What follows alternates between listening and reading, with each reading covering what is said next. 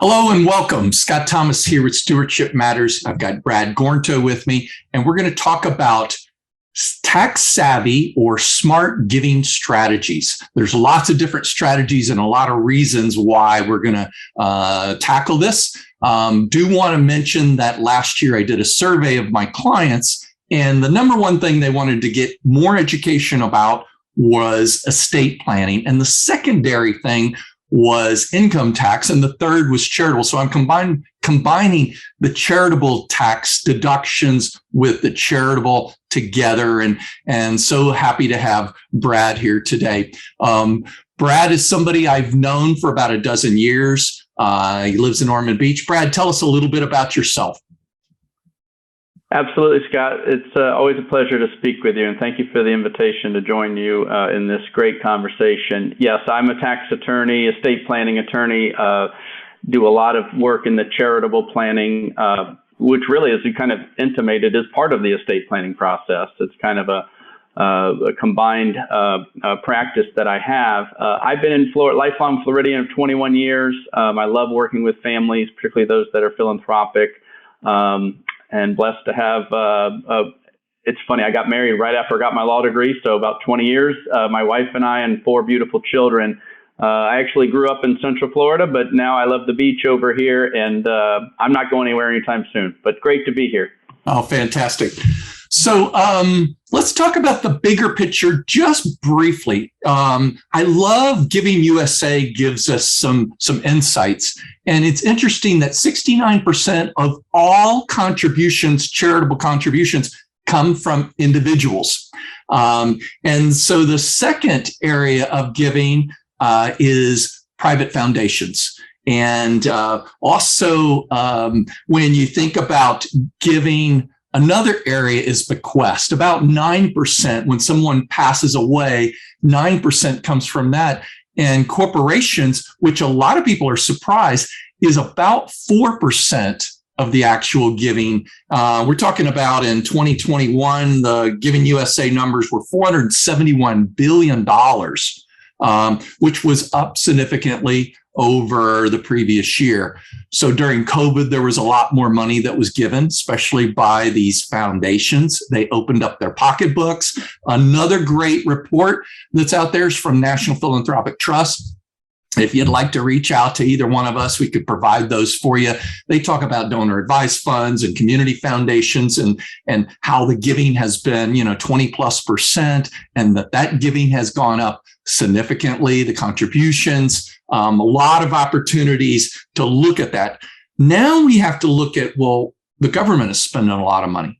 So they're spending money that is just being printed and created, and we've seen more money being printed in the last year, or more money that has been allocated than ever before in the history of the United States. And so there's going to be a reckoning. There's going to be a problem. And we're seeing a little bit of that right now with inflation, and it's going to continue. Inflation is not transitory. It's not here for just a little bit. There's going to be some tail to this, and there will very likely be much higher taxes. And so tax planning is going to become more and more important to you. When we talk about charitable giving, there needs to be charitable intent first. And then beyond that, after the charitable intent, he says, yes, I do want to help these organizations. I love these organizations, but there's also a place where you go, if I could get a tax advantage on this, if there was a way to do this smarter. Brad's all about this. I'm all about this. And so that's really what we'd like to talk about. And we're going to hit on a lot of different types of ideas. So, Brad, we've talked about this a bunch. The CPA community has embraced this idea significantly. So if you're above the age 70 and a half, you can give directly from your retirement accounts, IRAs, 401ks, those types of programs. Give directly to charities, and you can give to those charities from your IRA, and it counts as part of your required minimum distribution. It's tax neutral. It's not taxable to you. And that right there alone can be typically 15 to 37%. In some cases, it could be even higher tax advantage. So you kind of think about, well, the other day, I gave money to an organization that was doing a 15% match, and it felt good. And I had some friends that were encouraging me to do this. So I did it. And I was like, okay, well, that's not a real big deal. But think about this. If you're given $3, $4, $5, $6,000 to a charity, and all of a sudden you've got 15, 30% more money, that's like putting that money in your pocket.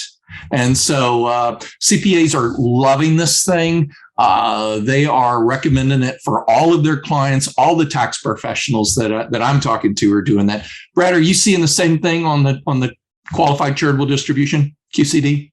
Yeah, absolutely. It's an incredibly tax efficient way to give. And as you know, several years ago, when the standard deduction doubled, it was harder for folks to get any income tax benefit from their typical annual giving, whether it's the offering to their church or their local community charity that they support.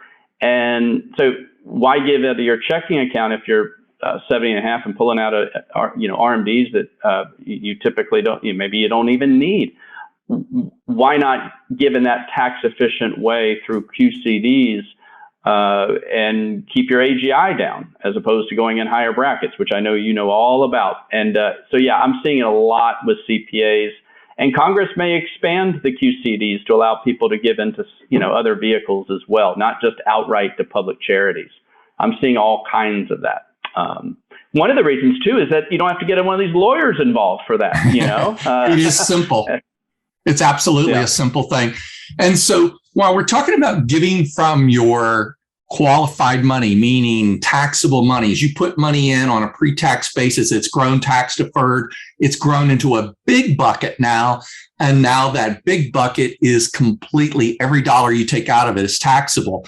And so it can help affect so that it maybe doesn't cost you more money for your Medicare, because there's 5 levels of Medicare. So it can help you with that. It may help you with capital gains treatment. It may help you with other taxable events. And so that can be very powerful.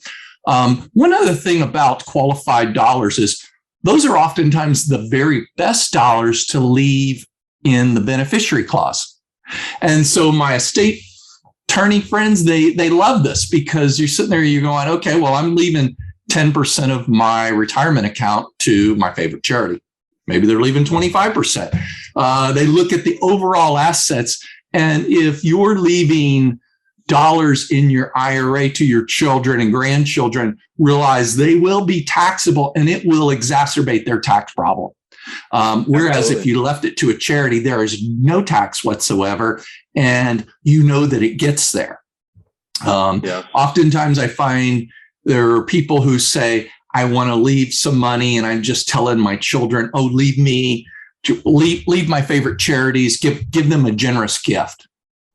That doesn't exactly go well when that person dies. I had a client that died last year, and that's not what happened. There was not a generous gift to her favorite charities. It was an afterthought and a small tip of what she would normally do. So if you want to be intentional and you want to put it in writing, you don't have to go hire an attorney for this. You can just change it on your beneficiary. And Scott, I'd like to add to the audience as well. I mean, don't presume that lawyers know this. So if you call your lawyer up, me, or one of your, typical estate planning attorneys, and say, I want to leave $100,000 to charity. Can we do a codicil or an amendment to your will? That lawyer's default mode is, we need to do a codicil or an amendment to your trust. And they're going to put that in there. And very few attorneys are going to pause and think, well, wait a second. I remember when we met a few months ago that you got a big IRA. You've got some qualified money. Be proactive with this. It never ceases to amaze me how this simple thing, if you're going to leave $100,000 or 10% and you got large, like Scott said, give it out of your qualified money. Everyone's going to be a lot happier, including the charity, because the charity is going to get the money and they're not going to have to go through the probate process. And it's not going to be potentially exposed to creditors or elective share or anything that could tie up the money coming through an estate. yes, they got to go through the IRA custodian. And Scott, you and I know how sometimes different custodians, not all custodians are treated equal, but it's just a win-win for everybody. So be proactive. That's all I wanted to add to that comment, Scott. Yeah, thank you. Interest rates are low. We've seen super low interest rates. So fixed income, CDs, money markets, even corporate stock dividends are lower than where they've been in the past history. And so as a result of that, retirees are struggling oftentimes to find, how do I get more income? How do I create more income? And so there are some vehicles called a split interest gift. And what a split interest gift is that you've got a portion of the money that comes back to you in the form of income and a portion of it that goes to the charity. And if you name that up front, it's a powerful tax deduction. So you may not be getting over your standard deduction today, but with one of these types of gifts at split interest, it could be very beneficial where it's a lump sum, larger amount today that you're getting a nice tax write-off. Brad, what could you do with an extra write-off on a tax write-off? What could you offset with that might be taxable? Oh, goodness gracious. Yes, and I can't emphasize that enough, is that with CRTs, the IRS, with any split interest trust, the IRS is giving you a deduction today for promising to benefit charity in the future. Mm-hmm. It's astounding. I never cease. I mean, it's a very powerful provision. We could spend hours talking about all the benefits of that, but you can offset a bonus income. If you're an entrepreneur, you have a business and you're having a banner year, why not strategically capture that massive deduction? You might be in your 70s and, leaving property in a CRT to charity is going to generate or a PIF, 30, 40% deduction, or maybe even more, depending on your age and if you're married. It just strategically offsets other income, and everyone likes something better than Uncle Sam. And I didn't hit this on the front end, but you mentioned you need to have charitable intent, whether it's your faith, but charitable intent is a broad term, as you know. If you're hunting, if you like hunting, you got charitable intent there. If you like sports, there's charities that come alongside that as well.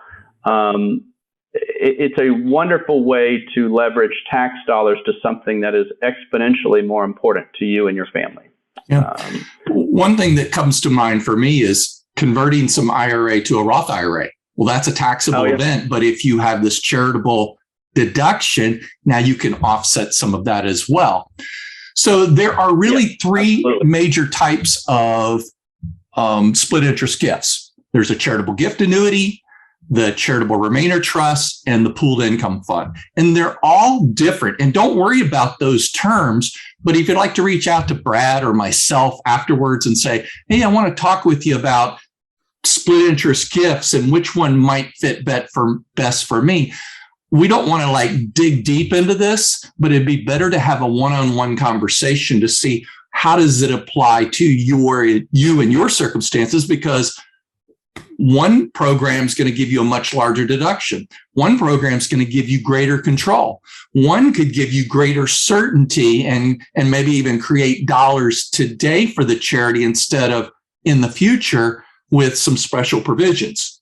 And so all three of them are very different. And so that would be a wonderful thing. Realize also, because interest rates are so low, these programs, while they have gone down as well, their income streams are better than most of the commercial annuities out there. When we start comparing a commercial annuity versus a charitable gift annuity, for example, we're going to get a little better rates, and you still have to have a charitable intent. If you don't have charitable intent, let's not do this. But if you have charitable intent, there can be a powerful mechanism that can help you there. Hey, I want to shift gears for just 1 second. So, Brad, I know we've talked about this, and my other estate planning friends, during COVID, business got really busy for all of my estate friends, anybody dealing with estates, because all of a sudden they know somebody dying. They've heard some story. There's on the news fear that's going all the time. And so people who maybe started a will and never executed it. All of a sudden, they're showing up at their attorney's office and they're going, "Hey, I got to get this thing executed. I know I did this planning, but I never actually implemented it." And so there's a lot of that stuff going on. So if you find yourself in a position where, "Oh yeah, I started to do the will, but we never finished it," this is a great time to do it. And it's not just the will. There's the healthcare surrogate, the healthcare directives, the living will, the power of attorney. All of these things are very important. My youngest will be 18 come this summer. And the first thing she's going to do when she turns 18 is we're getting that durable power of attorney and the healthcare surrogate. We're getting that stuff set up. I've done that for my boys when they turned 18, and I'm doing that for my daughter because there is a lot at stake and there's a lot of things that can go wrong if you don't have these documents in place. Even though they don't have assets per se, there's still a lot of reasons to go do your planning besides, quote, assets. All right. Absolutely. I want to talk about one of the fastest growing charitable buckets out there. It's called the Donor Advice Fund. And the Donor Advice Fund and the Community Foundation, which is also a donor advice fund, these assets have been growing tremendously. And the typical payout is more than 20%. There are over 1,000 different community foundations and donor advice funds that are available to go put money into. So it is a mainstream idea. When you hear the term donor advice fund or community foundation, the way I would tell you to think about it would be it's a giving bucket. It's a bucket in which you throw assets. You can throw cash into it, but you can also throw appreciated assets like appreciated stock, appreciated real estate, other appreciated assets into this bucket.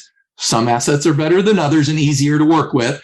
But when you put money into this, you don't necessarily have to go give it out. You decide when and where and how to do the donor advice fund. It's basically kind of like a mutual fund with a charity wrapper around it. And that's beautiful because you get tax deductions. So in that circumstance where in 2017-18, we had about 33% of Americans that were itemizing. When the rules changed, all of a sudden we've got about 16% of Americans itemizing because of the higher standard deductions. And in light of that, you can do something called bunching. And bunching says, I'm going to take my charitable deductions over the next 5 or 10 years and squeeze it all in this year, take this highly appreciated stock, fund that, not pay the capital gains on it. You get to avoid that. And I can distribute dollars, on a monthly basis, quarterly basis, or however you want. You can change your mind. You don't have to lock in any particular charities on this. And Brad, I know you've utilized donor advice funds with your clients. You want to share with some of the reasons why your clients have chosen to use a donor advice fund?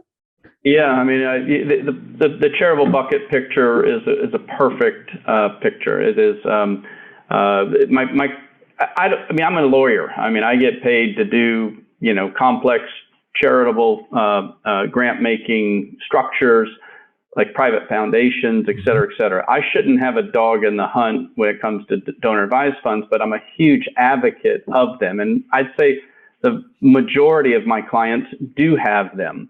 They've been around for decades, but they have really, really become popular as of late, as you've indicated. And they're wonderful tools. You've hit on some of the benefits with appreciated stock. Mm-hmm. But even for folks who just give annually, and some have incredibly low fees, but they really are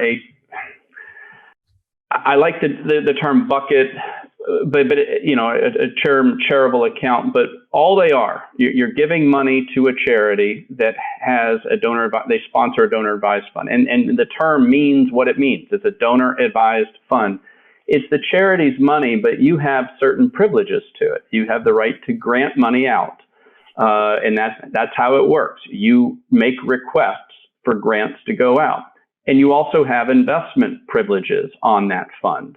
You say you want to hold it for 10 years and make you need the deduction today, but you want to make a transformative gift 10 years from now. You can use a donor advised fund. But most of my clients use them for their normal annual giving because they're so easy. And quite frankly, I'm one of the few advisors that say there's an element of fun to it because there is. It's a centralized, oftentimes you have a dashboard and you can track your giving. Sometimes they'll have other suggestions on how to give more, ground level giving in certain areas of the United States or disaster happens. But the two that my clients like the best are privacy, huge benefit. When you make a grant request, you can say, the sponsor in their form or their email will say, do you want the charity to know it came from your family? And a lot of folks say no. They don't want the right arm to let the left hand know what the right arm's doing. They also don't want to get hit up for all those invitations and every capital campaign. And you also can get family involved. And a lot of my clients, you can really get customized with donor advised fund planning. You can have kids, adult kids have certain advisory rights over a certain amount in the account so they can see the joy of philanthropy. Grandparents restoring relationships with grandkids. It's a fun tool, and tax lawyers don't get to use the word fun that often. They only empower our clients giving more.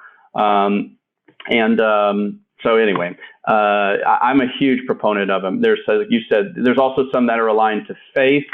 There's some that are secular, like Switzerland. You have the big commercial ones. The four or five biggest charities by assets are, as you well know, Scott, donor advised fund sponsors. Yep. But anyway, they're fun. I would encourage anyone who gives annually to seriously look at them. If nothing else, it'll make their giving more streamlined. And in that bucket element, they could put $100,000 in, and then you could grant out. Some of them have increments of like $50. You could grant out $50 grants and not have to keep those checks and those gift acknowledgments. And some people use DAFs. I have one particular that uses it where their customers and their the third party are getting involved in their philanthropy through their business. And it can look like something bigger than it is.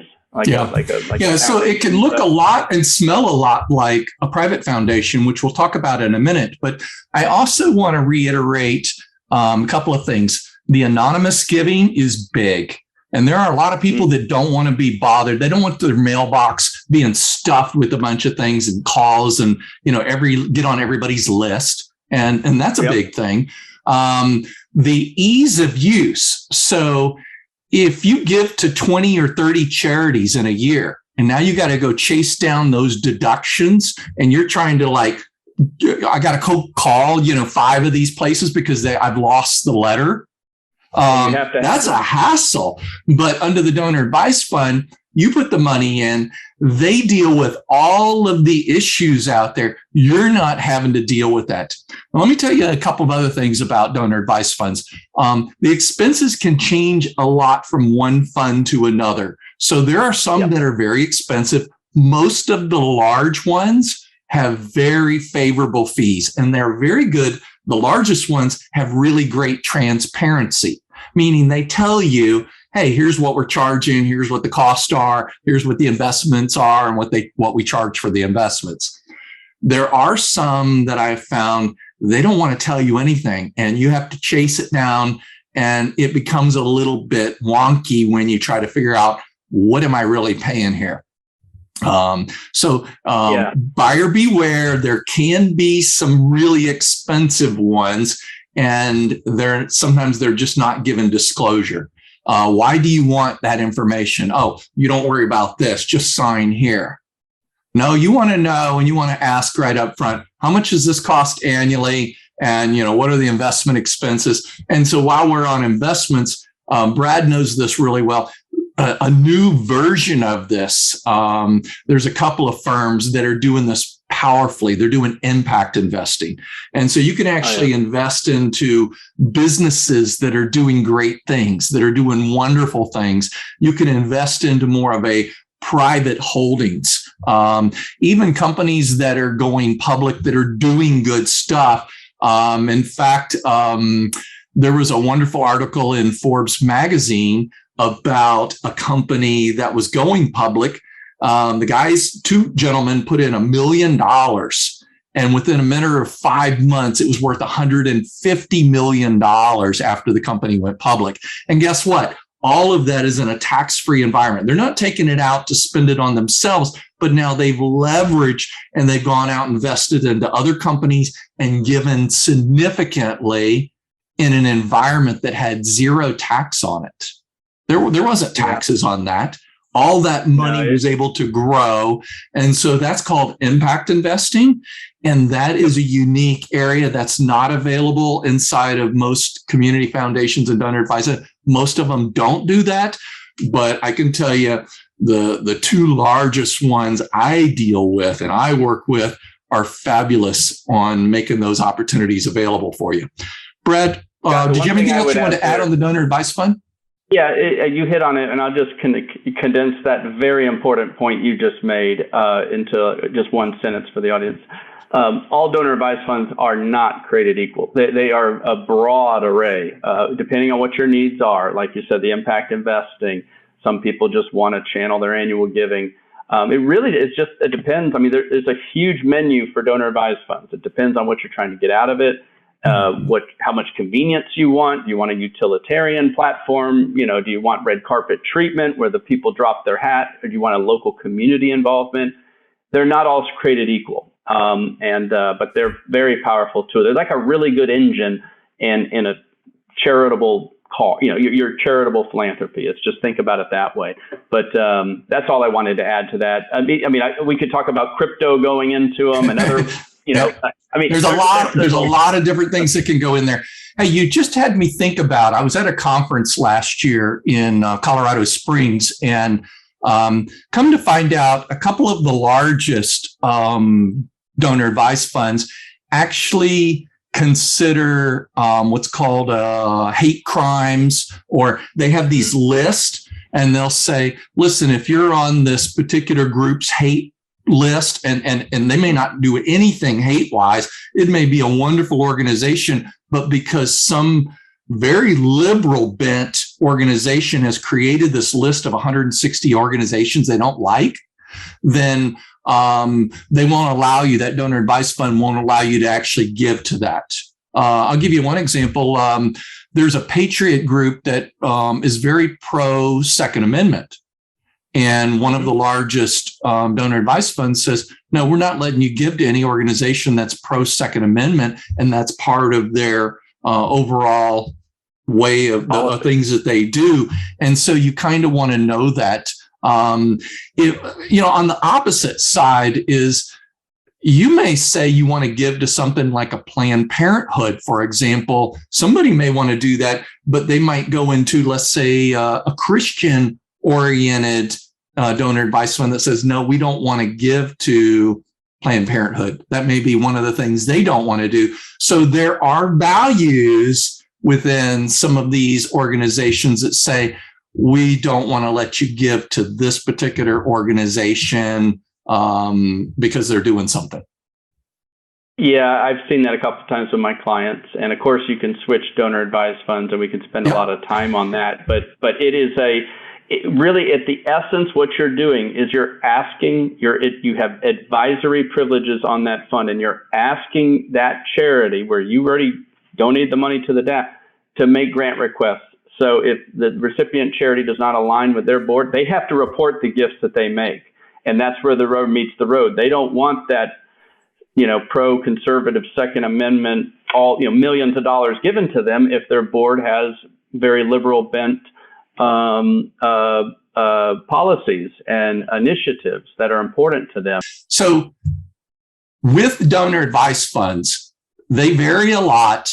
And depending on your circumstances, depending on what you want to accomplish, you really want to get somebody that's experienced in this. They They can ask you questions so that maybe you don't align to the wrong one. But guess what? If you do align to the wrong one and you want a gift out of a donor advised fund, and for some reason they're doing something wonky with you and they don't want to let you do it, realize you can change. You could be at a community foundation. In fact, I know somebody that has moved around the country multiple times, and they might have been in Denver for a while and had money at the community foundation there. And then they went to Seattle, and then they're back in Chicago, and now they're in, Miami. Well, they may be doing the community foundations because they were involved in those communities. Well, they can take all of those different funds and roll them over to a donor advised fund. They can move them around and transfer them without incurring any kind of a tax. And in fact, if you have multiple ones, it might be really confusing and you might miss out on some things. And so you may want to consolidate them together. Brad, private foundations. Private foundations sometimes give to donor advised funds. Why would they want to do that? Well, absolutely. Private foundations, you pivoted on me there quickly. The private foundations are the traditional family grant making type of charity, but it's also anyone who wants to file for 501c3 status with a nonprofit organization. Private foundation is the default status of all 501c3s unless you qualify for public charity status because of your public support. But some private foundations, some of my clients have both a private foundation and a donor advised fund. And I think that's what your point is alluding to.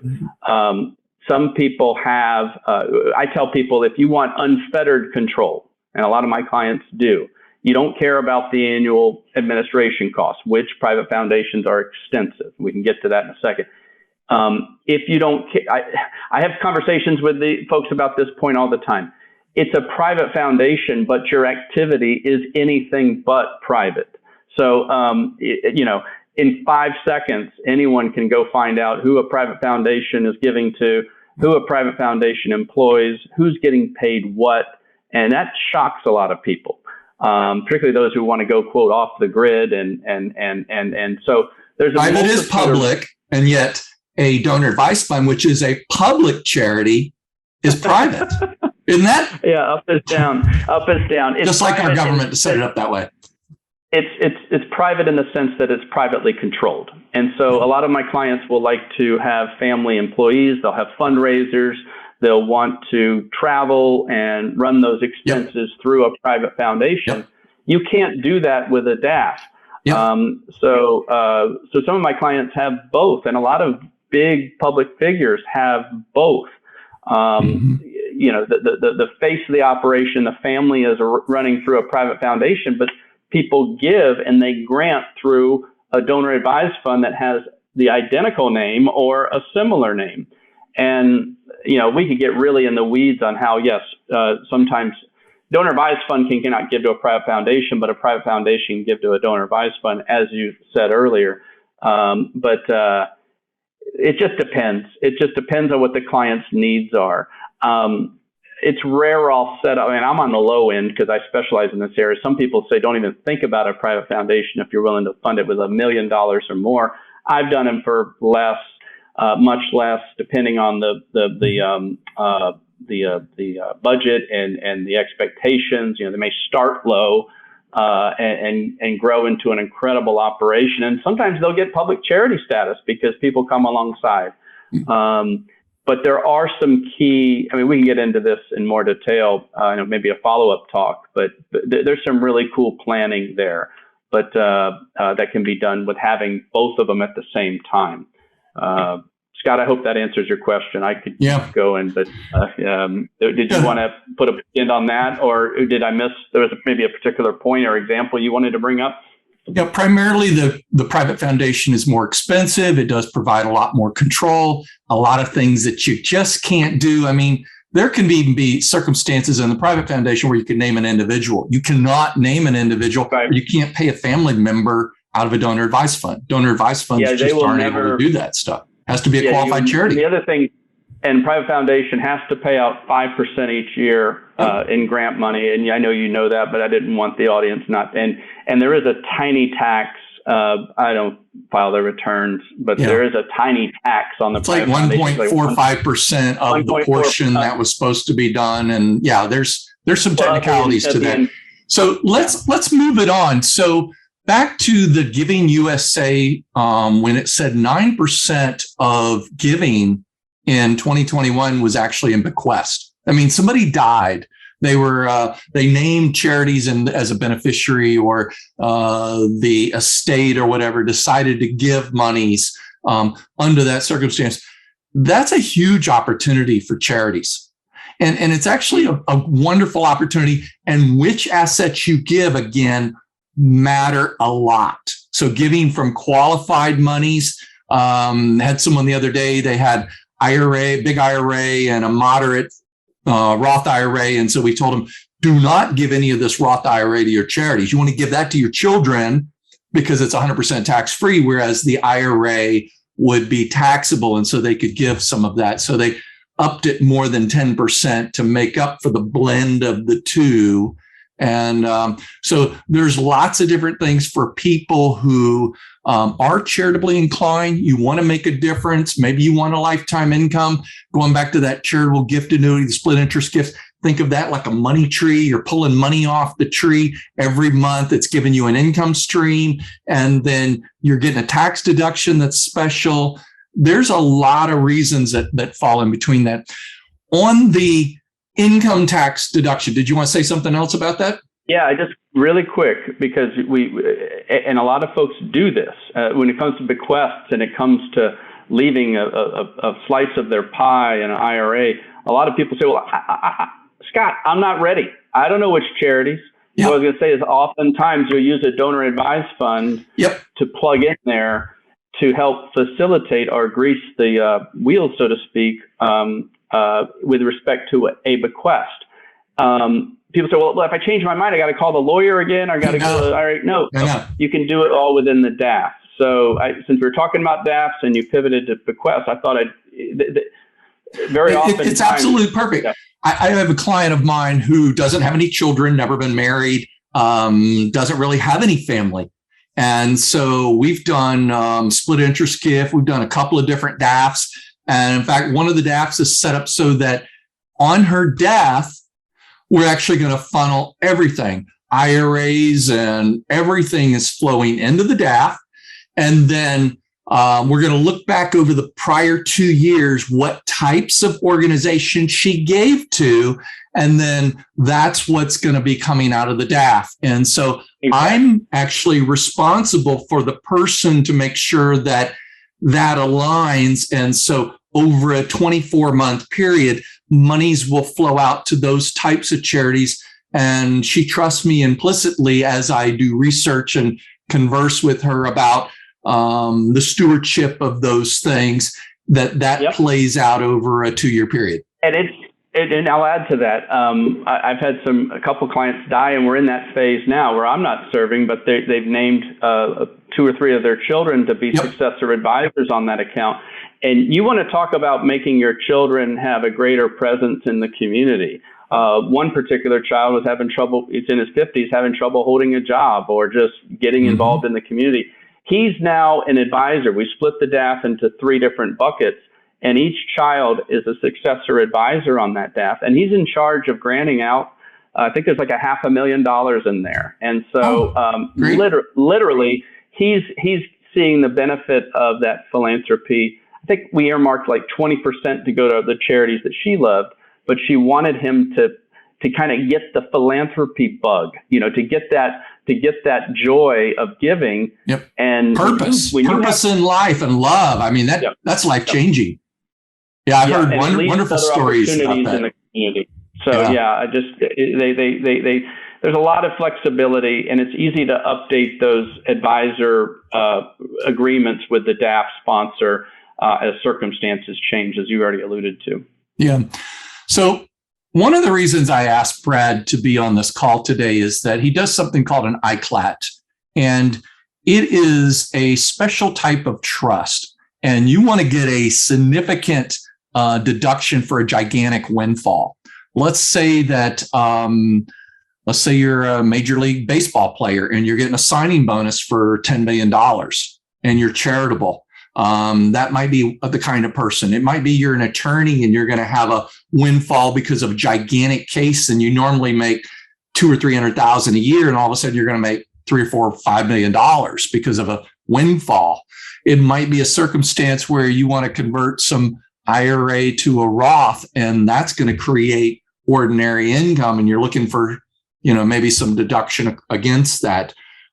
There can be a high income situation where you're an executive and you're making great money right now, and you know that 5, 6, 7 years from now, you're not going to be making as much, and you'd like to really funnel and focus and bunch some giving today and some tax deductions today. And so those are some things that this trust, and Brad, if you could just share briefly about how does this work? And with, we're not going to have spreadsheets today, but Brad gives wonderful talks on this. And if you'd like to reach out to him on this stuff, if this sounds interesting, then you definitely want to reach out to Brad. The ICloud is just a shorter name for a trust that's been around for 40 years. It's one of the split interest trusts. Its technical name is a reversionary charitable lead annuity trust. But the I stands for two things. It stands for income tax savings, and it stands for I, meaning you. It's not a estate planning vehicle. I, the donor. It means we're focusing on saving your income taxes. We're not talking about spouse and children and death and all those things, which are important, but that's a different engagement. All an iCloud is, it works really well for someone who already gives $10,000 to $50,000 a year to their favorite charities.